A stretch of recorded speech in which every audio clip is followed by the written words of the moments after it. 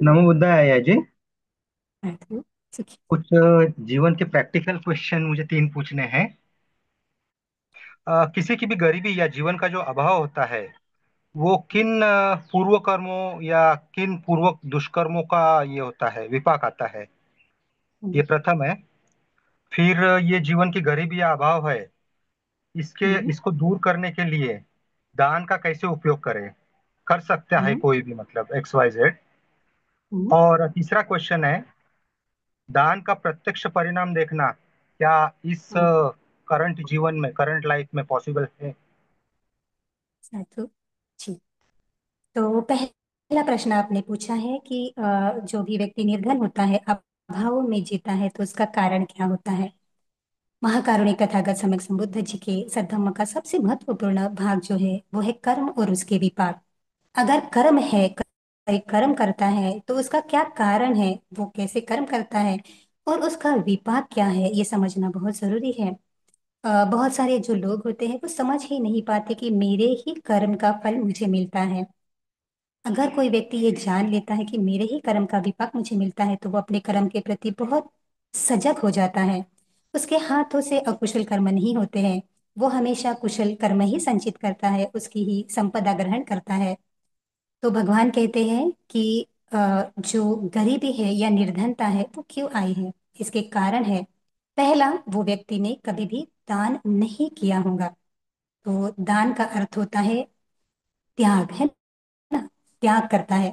तो कोई व्यक्ति है कि वो उसने कभी भी किसी को दिया नहीं है, तो अगर दिया ही नहीं है तो उसको वो प्राप्त नहीं हो सकता, क्योंकि कर्म उसने नहीं किया है। जो जैसा कर्म करता है उसे वैसे ही उसका फल मिलता है। तो जो व्यक्ति ने कभी भी अपने जो मोह है, जो लोभ है, उसको नहीं त्यागा है और क्रय के लिए अपनी संपत्ति का उपयोग किया है। निधि कुंडक सूक्त में भगवान कहते हैं कि जब कोई व्यक्ति की मृत्यु हो जाती है, तो उसने किए हुए जो कर्म है, चाहे अच्छे कर्म है चाहे बुरे कर्म है, वो ही उसके साथ जाते हैं। अगर कोई व्यक्ति अपने जीवन में कभी भी दान नहीं करता है, अगर कोई व्यक्ति, कोई दूसरा व्यक्ति दान कर रहा है और उसको वो दान करने से रोकता है, तो उसे उस प्रकार के अगले अस्तित्व है उसमें उसके विपाक सहन करने पड़ते हैं। तो या तो वो तिरच्छान योनि में जन्म लेता है, या फिर अपाय योनि में।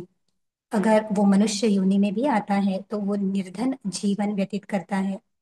तो इसी प्रकार मच्छर सूक्त में भी भगवान ने कहा है कि कंजूसी का कोई अच्छा कर्म नहीं है, कंजूसी कोई अच्छा कर्म नहीं होता है।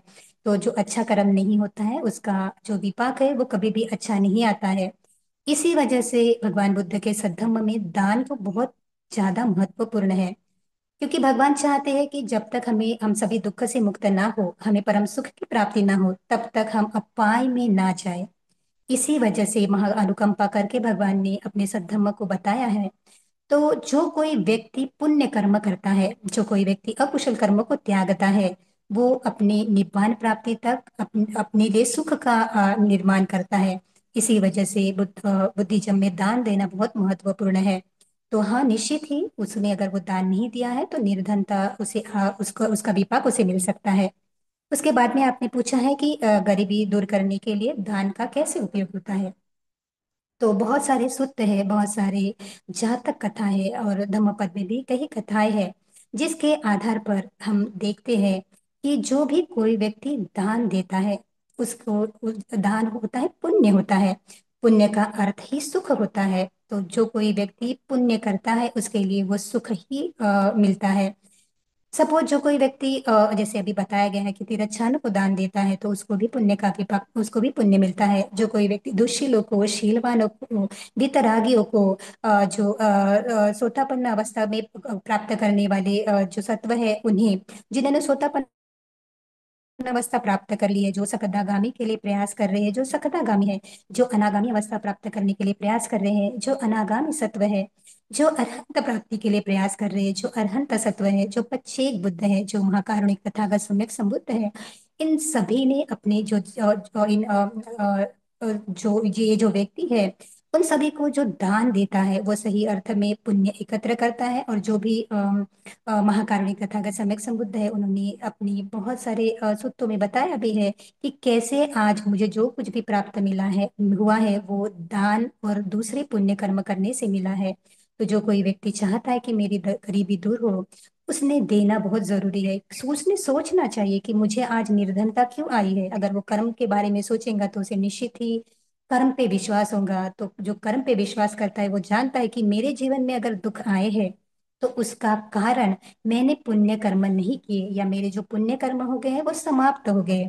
तो सचेत होता है अपने पुण्य कर्म के प्रति, और फिर से दान पुण्य कर्म करता है कि ये जो गरीबी मेरी किसी विपाक के कारण आई है, तो मैं अभी फिर से पुण्य करूंगा तो ये जो मेरा दुख है वो दुख भी दूर हो जाएगा। इसी वजह से जो गरीबी दूर करने के लिए निश्चित ही दान का महत्व प्राप्त किया जा सकता है। उसके बाद में आपने कहा कि दान का प्रत्यक्ष परिणाम जो है वो इसी जीवन में कैसे देख सकते हैं। तो सबसे महत्वपूर्ण है कि पुण्य का अर्थ हमें समझना चाहिए। पुण्य का अर्थ होता है मन को, चित्त को जो प्रसन्न करता है, वो बातें जो मन को प्रसन्न करती है। और कर्म का अर्थ होता है जो जैसे भगवान के सद्धम्म में कर्म है, तो कर्म होता है निब्बान के लिए, कर्म होता है सुख प्राप्ति के लिए। तो जो भी व्यक्ति कर्म करना चाहते, दान पुण्य कर्म करना चाहता है, तो वो यही देखता है कि इस कर्म से मेरा जो निब्बान है वो मुझे जल्दी से प्राप्त हो जाए। इस कर्म से जो मेरे चित्त में लोभ है, दोष है और मोह है, वो नष्ट होते जाए। तो कोई व्यक्ति दान करता है तो दान का अर्थ होता है त्याग। तो वो लोग अपने लोभ का त्याग करता है। तो अगर उस व्यक्ति ने अपने लोभ का त्याग किया तो धम्म है, अभी उसका जो अगर कोई धम्म का पालन करता है तो इसी क्षण उसका परिणाम देखने को मिलता है। तो जो कोई व्यक्ति दान करता है करुणा से, मैत्री युक्त चित्त से, तो उसका मन प्रसन्न हो जाता है, उसका मन आनंदित हो जाता है। मैंने पुण्य कर्म किया है, मैंने अच्छा कर्म किया है। तो अच्छा कर्म किया है, ये चित्त की जो चेतना होती है वो ही सुख है। और जैसे जैसे वो व्यक्ति अपने लोभ को त्याग करता है, तो बहुत ये हो सकता है कि इसी जो अगर उसके पूर्व पुण्य भी है, तो हो सकता है इसी जीवन में वो धर्म का लाभ प्राप्त करे। तो ये तो सबसे इम्पोर्टेंट हुआ ना, क्योंकि भगवान का सद्धम्म, भगवान कहते हैं कि इस संपूर्ण संसार का जो राजा है,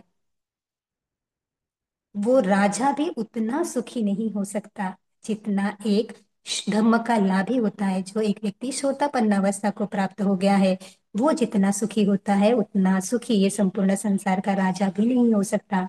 तो ये ही जो दान है उस दान का महाफल होता है। तो प्रयास करना चाहिए कि हमारे चित्त की चेतना ऐसी ही हो कि इस जीवन में मैं दान करते हुए अपने चित्त में जो निर्माण हुआ है लोभ है, उस लोभ को ही मैं नष्ट कर दूं। तो जो व्यक्ति लोभ को नष्ट करेगा निश्चित ही वो सुखी होगा। तो इस प्रकार से इसी जीवन में भी उसको उस कर्म का विपाक मिल सकता है। और दूसरे तौर पे भी मिलता है, दूसरे जैसे कोई दान करता है तो वो वस्तु उसे मिल भी जाती है, लेकिन किसी वस्तु के मिलने की आशा करने से कहीं ज्यादा महत्वपूर्ण है अपने चित्त को परम सुख में प्रस्थापित करने के लिए कार्य करना। तो क्लियर हो गया है आपको ये?